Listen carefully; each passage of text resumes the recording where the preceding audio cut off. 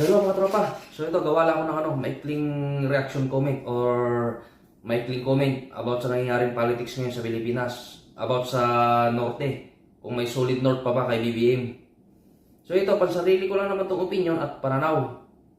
Pero para sa akin, bilang purong Ilocano, dati talaga BBM Sara Duterte ako kasi ako purong Ilocano talaga ako eh. Talaga nga, kumbaga sa dumakilak ti nga Ilocano. Talaga nga Ilocano tinakadakilak nga sa O. Kumbaga sa Tagalog, Ilocano talaga nakalakihan kong salita kasi yan talaga pinanganak talaga akong Ilocano. Naiyanaka nga puro nga Ilocano. Pero masasabi ko talaga, sorry sa mga kapwa ko Ilocano na sumusuporta pa rin kay BBM. So sa akin, nire-respeto ko naman kayo kasi may kanya-kanya naman tayong desisyon eh. At karapatan naman natin yan na kung sino ang gusto nating suportahan. Pero aminin man natin at saka hindi na solid North kay BBM ang Norte. Mas marami na ang kay Vice President Sara Duterte. Talagang solid North na kay Vice President Sara Duterte. Kasi ako, yun, pansariling pananaw ko lang yun, opinion na nakikita ko. Lalo na sa social media, sa aktual, nakakausap ko yung mga ibang Ilocano, talagang mas gusto na ang mga Duterte.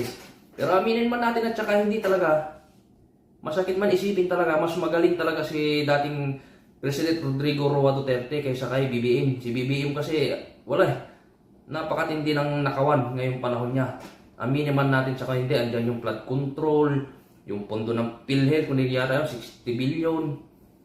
Ano pa? Ang dami, yung gold reserve natin.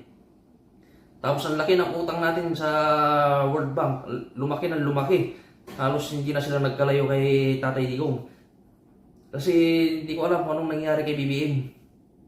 Kagaya niyan, yung kapatid niya, kinanta siya na adik. Sinabi na adik yung kapatid niya mismo, si Madam Amy Marcos, di ba? Isa lang naman sanang kailangan isipin dyan eh. Mag-hair follicle test siya para matapos na yung problema na yan, kung totoo ba talaga o hindi. Pero hindi niya ginagawa eh. Napakasimple lang yan eh. Kung tutusin, walang mawawala sa kanya. Pero kung magpapa-hair follicle test siya, pero aminin man niya tsaka hindi niya kayang tapatan ang mga nagawa ng Duterte. Kaya hindi mo rin masisisi ang mga ibang Ilocano kung bakit pinanigan nila si Vice President Sara Duterte gawa ng maganda talagang ginawa ng Duterte. Unang-una yan, 10 years passport. Ano ba? 10 years license sa driver's license. 10 years sa ano pa yung isa, yung Seaman's Book. Biro mo, yung tatlo na lang yun ha. Ginawa niyang 10 years yung passport, Seaman's Book, tsaka yung driver's license. Sa security guard pa, ginawa pang 5 years. Yung build program. Panoorin niyo yung kay Erwin Tulfo doon, makikita niyo at mga ginawa niya. Si Erwin Tulfo pa mismo na gano'n doon. Pero nangyayari ngayon, si Erwin Tulfo, kinakalaban niya si Vice President Sara Duterte. Nagkaroon ng daming proyekto. Madaming nagawa. Kay BBM ngayon, wala lumalabas. Maraming ninakaw eh. So, kaya hindi ko rin masisi mga kapwa ko Ilocano at hindi ko rin masisi ang sarili ko rin na kumampi kay Vice President Sara Duterte kasi sa tingin ko talaga ang mga Duterte ang nasa tama, hindi si BBM. Mali ang diskarte ng pamamahala ni BBM. So ito lang naman, nagsasalita lang naman ako sa sarili kong opinion bilang isang Pilipino. Kasi wala talaga eh. Kahit saan mong anggulo tingnan, pinakamalakas talaga na kalaban ni BBM Duterte. At kung tutusin, kung hindi siya lumihis, hindi naman niya makakalaban ng Duterte. Alam naman natin talaga na tapat ang mga Duterte. Na nung panahon nila, hindi naman perpekto nung panahon ni Tatay Digong. Hindi ko naman masabing perpekto, pero napakarami niyang nagawa na napapakinabangan ng mga Pilipino na hanggang ngayon. Andiyan pa yung dinoble niya sa ng mga pulis, sundalo. Ano pa? Yung mga EFP modernization. Diba yung BRT yung si Rizal, tsaka yung isa, marami siyang nagawa eh. Yung mga sasakyan ng mga police vehicle. Si BBM, nagawa ba niya yun? Kaya masasabi ko talaga, ang Norte ay solid North na. Kay Vice President Sara Duterte, hindi na kay BBM. Pero pasensya na sa mga kapwa ko pa rin Ilocano, na taga Norte, na hanggang ngayon ay BBM pa rin. Pero yun, nire-respeto ko naman yung desisyon nyo, gawa ng karapatan nyo naman yan. Pero ako talaga ayaw ko kay BBM. Kahit saan ang gulo tignan talaga. Ito pa sarili ko lang na opinion, sa nakikita ko talaga magnanakaw talaga si BBM. Kurap, napakatinding kurap. Wala na talaga siyang konsensya, hindi siya naawa sa mga Pilipino. Aminin ko man at saka hindi, magnanakaw talaga si BBM.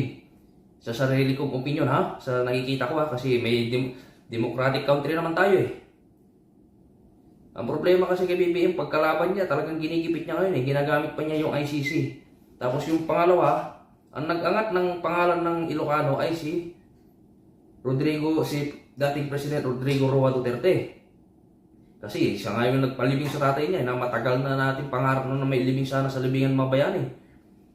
Pero anong ginawa niya? Wala siyang utang na loob. Ang ginawa niya, pinadala niya sa The Hague. Kasi kinanta niya yung mga nakawan sa flood control, sa mga nangyayaring nakawan sa Kamara, sa Kongreso, sa Senado. Kaya yun, sa tingin ko yun ang naging dahilan kaya pinag-initan ni BBM si PRRD. Pinatapon niya sa dahig para wala siyang kalaban na malakas. Pero aminin man natin tsaka hindi, lalo lumakas ang mga Duterte dahil sa ginawa niya yun. Kaya masabi ko, ang Norte ay solid North na kay Vice President Sara Duterte. Hindi ako taga Mindanao, hindi ako taga Visayas, lalo hindi ako taga Davao. Sorry pala, nasabi ko lang hindi ako taga Luzon sa una. Pero kay Vice President Sara Duterte ako. Nagkakamali tuloy ako. So yan lang guys ha. So hanggang dyan lang aking video po today guys. Maraming salamat guys.